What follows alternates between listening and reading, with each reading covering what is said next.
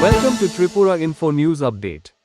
11 বছরের এক নাবালিকাকে ধর্ষণ, নির্যাতন ও ভয় দেখানোর অভিযোগে অভিযুক্ত প্রাক্তন মন্ত্রী তথা সিপিআইএম নেতা রতন ভৌমিকের ছেলে রূপায়ণ ভৌমিকের বিরুদ্ধে কঠোর আইনি পদক্ষেপের দাবিতে শুক্রবার গোমতী জেলার কাকরাবনে বিক্ষোভ মিছিল করল বিজেপি মহিলা মোর্চা।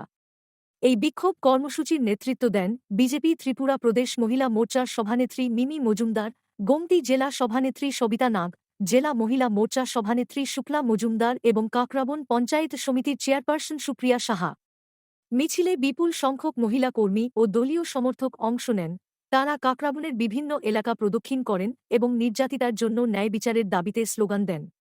সমাবেশে বক্তব্য রাখতে গিয়ে মিমি মজুমদার এই কথিত অপরাধের তীব্র নিন্দা করেন এবং বলেন যে নারী ও শিশুদের বিরুদ্ধে হওয়া অপরাধকে রাজনৈতিক দৃষ্টিভঙ্গি দিয়ে দেখা উচিত নয়।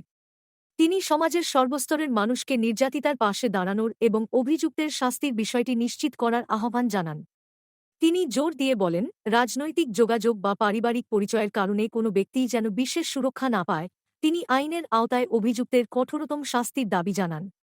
তিনি আরও বলেন, ন্যায় বিচার না পাওয়া পর্যন্ত এবং নির্যাতিতা উপযুক্ত আইনি সহায়তা না পাওয়া পর্যন্ত মহিলা মোর্চা তাদের আন্দোলন চালিয়ে যাবে। প্রাপ্ত তথ্য অনুযায়ী ঘটনাটি গুজরাটে ঘটেছিল, যেখানে অভিযুক্ত কাজের সূত্রে বসবাস করছিলেন।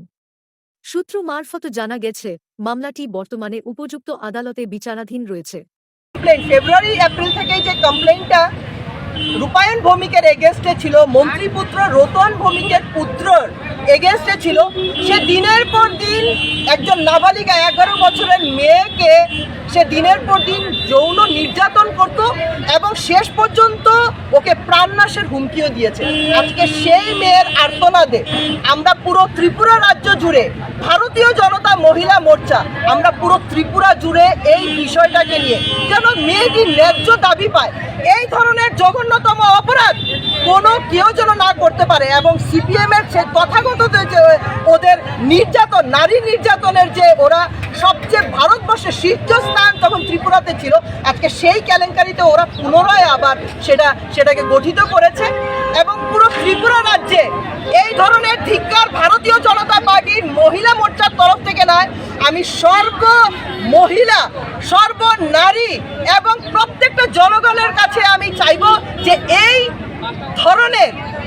ধরনের যে ব্যবহার বা মহিলাদের ওপরে এই ধরনের নির্যাতন, এই ধরনের কলঙ্ক এবং দিনের পর দিন এটা খুব একটা সংবেদনশীল ব্যাপার। এটা কি